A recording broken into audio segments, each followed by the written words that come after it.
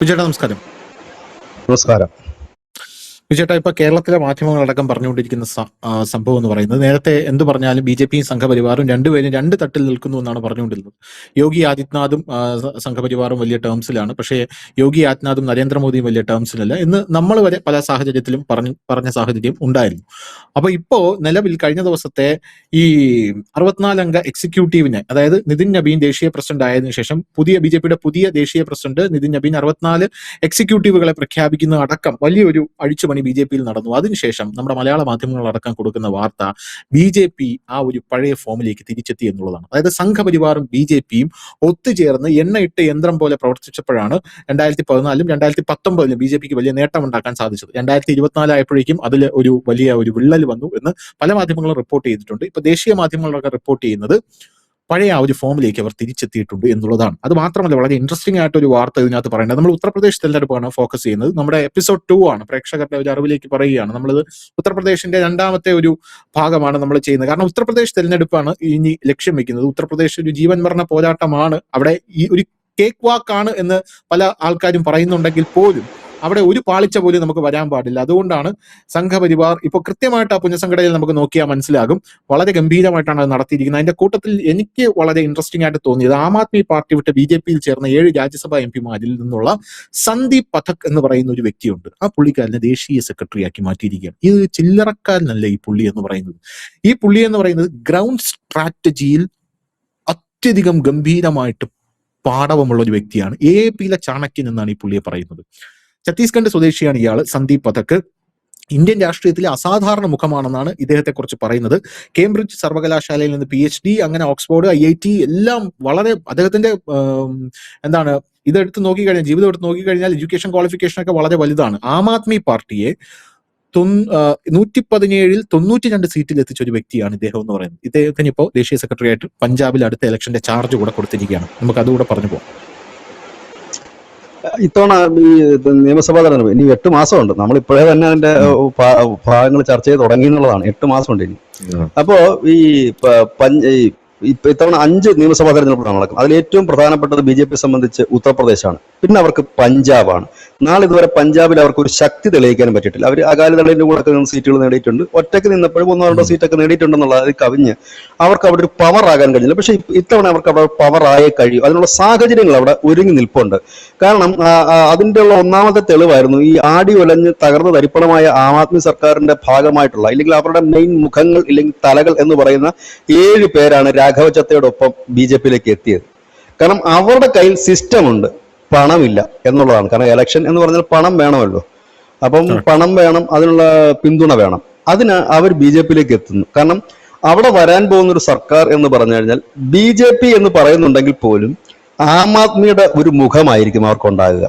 ഇപ്പൊ രാഘവ ചദ്ദ ആയാലും ഹർഭജൻ സിംഗ് ആയാലും ഇങ്ങനെയൊക്കെ ഉള്ളവർ ആ ഒരു മുഖത്തോടു കൂടി തന്നെ, അതായത് ഒറ്റയടിക്ക് അവിടെ BJP കയറി. കാരണം BJP-യുടെ അവിടുത്തെ ഒരു വലിയ പ്രശ്നം എന്ന് വെച്ചാൽ അവിടുത്തെ സിഖ് വിഭാഗങ്ങൾ കടന്നു കയറാൻ BJP-ക്ക് ഇതുവരെ കഴിഞ്ഞിട്ടില്ല. അതിന് കഴിയാത്തതിന് കാരണം എന്ന് വെച്ചാൽ അവിടെ ശക്തമായി തന്നെ കോൺഗ്രസിന് വലിയ അടിത്തറ സിഖ് വിഭാഗങ്ങൾക്കിടയിലുണ്ട്. 38% ഹിന്ദുക്കളുള്ള സ്ഥലമാണെന്ന് കൂടി ഓർക്കണം. അവിടെ ഉണ്ട്. അതോടൊപ്പം തന്നെ ഈ അകാലിദള്, ഈ ശിരോമണി അകാലിദള് കൂടാതെ അനവധി ചെറിയ ചെറിയ സംഘടനകളും പാർട്ടികളും വേറെ, ഇങ്ങനെയുള്ളിടത്തേക്കാണ് ആം ആദ്മി പാർട്ടി ഇങ്ങോട്ടേക്ക് കടന്നു കയറുന്നത്. അവര് അവിടെ ഒരു ജനറൽ മുഖമായിട്ട് വന്നു നിൽക്കും. അതേ മെത്തേഡിലാണ് പഞ്ചാബിലേക്ക് BJP കളിക്കാൻ ഇറങ്ങുന്നത്.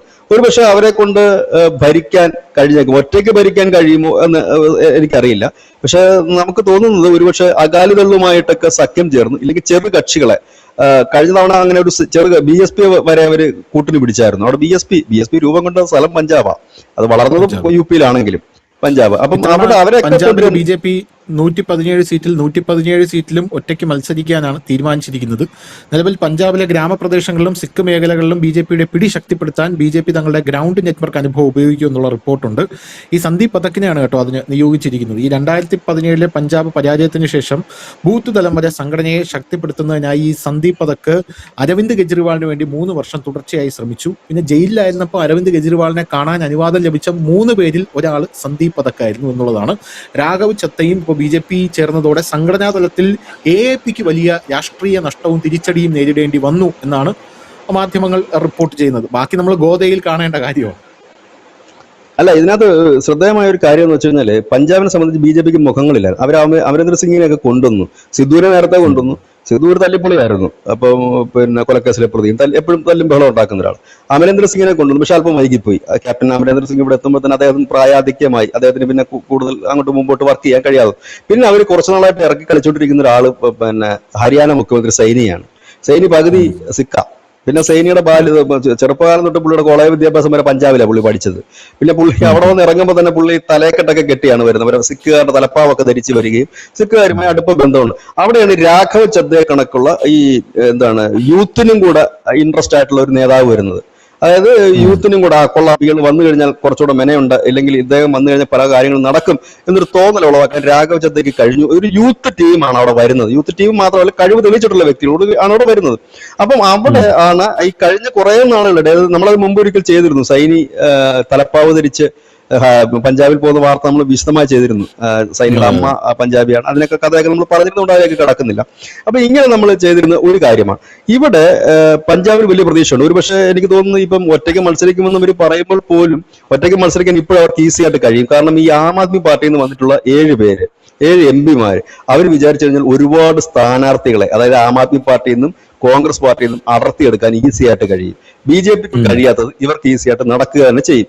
ഒന്നുകിൽ ഒറ്റയ്ക്കോ അല്ലെങ്കിൽ കോൺഗ്രസിനെ പുലർത്തി എങ്ങനെയെങ്കിലും ഇവരെ പഞ്ചാബിൽ അധികാരത്തിൽ പിടിക്കും. BJP ആയതുകൊണ്ട് പിന്നെ ഏത് മാർഗവും അവർക്ക് ലക്ഷ്യമാണ് പ്രധാനം, മാർഗം അവർക്കൊരു വിഷയമേ അല്ല. അതുകൊണ്ട് തന്നെ എങ്ങനെയെങ്കിലും അവർ വരാനുള്ള ശ്രമം. ഇനി നമ്മൾ UP-യിലേക്ക് വന്നു കഴിഞ്ഞാൽ UP-യിൽ ഇപ്പൊ ഈ ലിസ്റ്റ് വന്നില്ലേ, സെൻട്രൽ കമ്മിറ്റി ലിസ്റ്റ് വന്നു, പൂർണ്ണമായ ഒരു ലിസ്റ്റ് വന്നില്ല. 65 പേരുടെ ലിസ്റ്റ് വരുമ്പോൾ അതില് UP-ക്ക് വലിയ പ്രാതിനിധ്യം കിട്ടിയിട്ടുണ്ട്. UP-ക്കാരായിട്ടുള്ള നേതാക്കന്മാരെ കുറച്ചുപേരെ അതിൽ അക്കോമഡേറ്റ് ചെയ്യാൻ അവർക്ക് കഴിഞ്ഞു എന്നുള്ളത് ഒന്നാമത്തെ കാര്യം. രണ്ടാമത്തെ കാര്യം, കഴിഞ്ഞ കുറെ കാലമായി നിന്നിരുന്ന BJP RSS ചക്കളത്തിൽ പോര് ഏറെക്കുറെ അവസാനിച്ചു എന്ന് കരുതേണ്ടി വരും. കാരണം ഇപ്പോൾ ഈ ലിസ്റ്റ് വരുമ്പോൾ ഏറെക്കുറെ RSSന് വലിയ മുൻതൂക്കം ആ ലിസ്റ്റിൽ കിട്ടിയിട്ടുണ്ട് എന്നുള്ളതും ഒരു പ്രാധാന്യം തന്നെയാണ്. നമുക്കറിയാം, ഈ അവരൊറ്റക്കെട്ടായിട്ട് ഇറങ്ങിക്കഴിഞ്ഞാൽ ഈസി ആയിട്ട് അവർക്ക് ജയിക്കാൻ കഴിയും. ഇത് നമ്മൾ കണ്ടിട്ടുണ്ട്. കാരണം ഈ കർഷക സമരം കഴിഞ്ഞതിന് ശേഷം പിന്നെ ഈ UP ഇലക്ഷൻ പോകാൻ വലിയ സമയമില്ല, കഷ്ടിച്ച് 6 മാസമുള്ളൂ, 2022-ൽ. അപ്പൊ അന്ന് നമ്മൾ അവിടെ UP-യിലൊക്കെ ചെല്ലുന്ന സമയത്ത് അവിടെ പലരും പറയുന്നത് യോഗി ജയിക്കില്ല എന്നാണ്, യോഗി വരില്ല എന്നാണ് പറയുന്നത്. പക്ഷെ അവിടെ ഈ RSS-ഉം BJP-യും സംഘപരിവാർ സംഘടനകൾ ഒറ്റക്കെട്ടായിട്ട് നിന്ന്, അതില് BMS-കാർ ഉണ്ട്, ABP-കാരുണ്ട്, അവരുടേതായ രീതിയിൽ പ്രവർത്തനം നടത്തി ഒറ്റക്കെട്ടായിട്ട് നിന്നിട്ടാണ് ആ വിജയം. 2017-ന്റെ തിളക്കം ഉണ്ടായില്ലെങ്കിൽ പോലും അവർക്കൊരു മികച്ച വിജയം നേടാൻ അവർക്ക് കഴിഞ്ഞത്. ഏതായാലും ഇത്തവണയും അങ്ങനെ തന്നെയാണ് സംഭവിക്കാനുള്ള സാധ്യത. കാരണം ഈ ലിസ്റ്റ് വന്നതോടുകൂടിയാണ്. അത് മാത്രവുമല്ല, പ്രകാശ് ജാവ്ദേക്കർ പോലെയുള്ള ഒരു മികച്ച നേതാവിനെ അവിടത്തേക്ക് അപ്പോയിന്റ് ചെയ്യാൻ കഴിഞ്ഞു എന്നുള്ളതും BJP സംബന്ധിച്ച് ഒരു വലിയ നേട്ടമാണ്. കാരണം അദ്ദേഹം പലയിടത്തും, കേരളത്തിലും അദ്ദേഹത്തിനായിരുന്നു പ്രഭാരിയെങ്കിലും അത് വലുതായിട്ട് ഇവിടെ ക്ലച്ച് പിടിച്ചില്ല. അത് കേരളമാണ്, അത് നമുക്ക് പിന്നെ എപ്പോഴെങ്കിലും നോക്കാവുന്ന ഒരു കേസാണ്. പക്ഷെ അദ്ദേഹം മഹാരാഷ്ട്രക്കാരനാണ് എന്ന് മാത്രവുമല്ല, ഒരു OBC മുഖം കൂടിയാണ്. അപ്പോൾ ആ ഒരു രീതിയിലുള്ള സോഷ്യൽ എഞ്ചിനീയറിംഗിന് അത് വലിയ പ്രാധാന്യം നൽകും. ഒന്ന്. രണ്ടാമത്തെ കാര്യം എന്ന് വെച്ച് കഴിഞ്ഞാൽ അവിടെ ഒരു ഫോർമുല ഒരുപക്ഷെ ഉരുത്തിരിഞ്ഞ് വരാൻ സാധ്യതയുണ്ട്. കാരണം കേശവ പ്രസാദ് മൗര്യയൊക്കെ അവിടെ നിൽക്കുന്നുണ്ട്. മൗര്യക്ക് ഒരുപാട്, ശരിക്കും പറഞ്ഞാൽ ഞാൻ നോക്കിയിട്ട് മൗര്യ മുഖ്യമന്ത്രിയാകാൻ എല്ലാ യോഗ്യതയുള്ള ഒരാളാണ്. UP-യിലെ ഈ യോഗി ആദിത്യനാഥ് മത്സരിക്കുമ്പോൾ ആദ്യത്തെ തവണ മുഖ്യമന്ത്രി ആകുമ്പോൾ യോഗിയെ കാണിച്ചിട്ടല്ല അവിടെ വോട്ട് പിടിച്ചത്. ഈ മൗര്യയുടെ ഒരു നേതൃത്വത്തിലുള്ള BJP തന്നെയാണ് വോട്ട് പിടിച്ചത്. അത് ഇലക്ഷൻ സീറ്റ് കിട്ടിക്കഴിഞ്ഞപ്പോഴാണല്ലോ ഇദ്ദേഹം വരുന്നത്, യോഗി വരുന്നത്, മുഖ്യമന്ത്രി ആകുന്നത്. അപ്പൊ ആ ഒരു ക്രെഡിറ്റ് അദ്ദേഹത്തിന് കൊടുക്കണം. അപ്പൊ അത്രത്തോളം പാർട്ടിയെ കൊണ്ടുവന്നൊരു നേതാവാണ്. ഉപമുഖ്യമന്ത്രിയായിട്ടിരിക്കുന്നു, അദ്ദേഹത്തിന് മുഖ്യമന്ത്രി. അപ്പൊ എനിക്ക് തോന്നുന്നു ഈ 2027 നടക്കുന്ന തെരഞ്ഞെടുപ്പിന് ശേഷം യോഗി ആദിത്യനാഥ് ഒരുപക്ഷെ ഒരു 2 വർഷം കൂടെ മുഖ്യമന്ത്രിയായിട്ട് ഇരിക്കും എന്നാണ് തോന്നുന്നത്. 2 വർഷം ഇരിക്കുമെന്ന് തന്നെ അറിയില്ല. അതിനുശേഷം അദ്ദേഹം സെൻട്രലിലേക്ക് പോവുകയും മുഖ്യമന്ത്രി പദത്തിലേക്ക് ഈ മൗര്യ വരാനുള്ള സാധ്യതകളുമാണ് ഏറിയ. ഇതേ ടെക്നിക്ക് അവർ ആസാമിൽ യൂസ് ചെയ്തിരുന്നു. ആസാമിൽ ഇതുപോലെ തന്നെ, പക്ഷെ ആസാമിൽ നേരെ തിരിച്ചാണ്. ഹിമന്ത ബിശ്വ ശർമ്മ BJP-യിലോട്ട് വരുന്നു. അപ്പൊ അവർക്ക് നേരത്തെ ഉണ്ടായിരുന്ന സോനോവാൾ ഉണ്ടായിരുന്നു. അദ്ദേഹം പാർട്ടിയെ കെട്ടിപ്പടുത്ത ഒരു പരുവത്തിലേക്ക് കൊണ്ടുവന്ന വ്യക്തിയാണ്. പക്ഷെ ഈ ഹിമന്ത ബിശ്വ ശർമ്മ കൂടെ വന്നപ്പോഴാണ് വലിയ വിജയം നേടിയത്. പക്ഷെ BJP അവിടെ പറഞ്ഞത് ഹേമന്ത് ബിശ്വ ശർമ്മ അല്പം കൂടെ വെയിറ്റ് ചെയ്യൂ, അദ്ദേഹം ഇരിക്കട്ടെ, കാരണം അദ്ദേഹം ഇത്ര നാൾ ഇതൊക്കെ കൊണ്ടുവന്ന് റെഡിയാക്കി കൊണ്ടുവന്നൊരു മനുഷ്യനല്ലേ എന്ന് പറഞ്ഞ് അദ്ദേഹത്തെ അവിടെ മുഖ്യമന്ത്രിയാക്കി. ഹിമന്ത ബിശ്വ ശർമ്മയെ അടുത്ത ടൈം മുതൽ ഹിമന്ത ബിശ്വ ശർമ്മയെ മുഖ്യമന്ത്രിയാക്കുകയും അദ്ദേഹത്തെ സോനോവാളിനെ കേന്ദ്രത്തിലേക്ക് കൊണ്ടുവന്ന് മന്ത്രിയാക്കുകയും ചെയ്തിരുന്നു. അങ്ങനെ ഒരു രീതിയുണ്ട്. പക്ഷെ ഇവിടെ അങ്ങനെയല്ല, തിരിച്ചായിരിക്കും സംഭവിക്കുക. യോഗി ഈ തെരഞ്ഞെടുപ്പിലെ വിജയത്തിന് ശേഷം യോഗി ഒരു 1-2 വർഷം കഷ്ടിച്ച് UP-യിൽ ഉണ്ടാകും.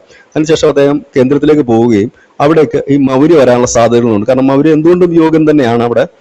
അപ്പോൾ അവിടെ അങ്ങനെ ഒരു ഫോർമുല കൂടി ഉരുത്തിരിഞ്ഞാൽ അതിനുള്ള സാധ്യതകളുണ്ട് ഉരുത്തിരിയാനുള്ള. അങ്ങനെ ഒരു ഫോർമുല ഉരുത്തിരിഞ്ഞു കഴിഞ്ഞാൽ ഒരുപക്ഷെ BJP പ്രതീക്ഷിക്കുന്നതിനേക്കാൾ കൂടുതൽ സീറ്റിലേക്ക് BJP ജയിച്ചു കയറാനുള്ള എല്ലാ സാധ്യതകളും അവിടെ നിലനിൽക്കുന്നുണ്ട്. ഏതായാലും അവരുടെ ഇടയിലുള്ള പ്രശ്നങ്ങൾ, അതായത് ഈ സംഘപരിവാർ കുടുംബത്തിനിടയിലുള്ള ചെറിയ ചെറിയ കലഹങ്ങളും സൗന്ദര്യ പിണക്കങ്ങളും ഒക്കെ അവസാനിച്ചു തുടങ്ങി എന്നാണ് നാഷണൽ മീഡിയാസ് റിപ്പോർട്ട് ചെയ്യുന്നത്.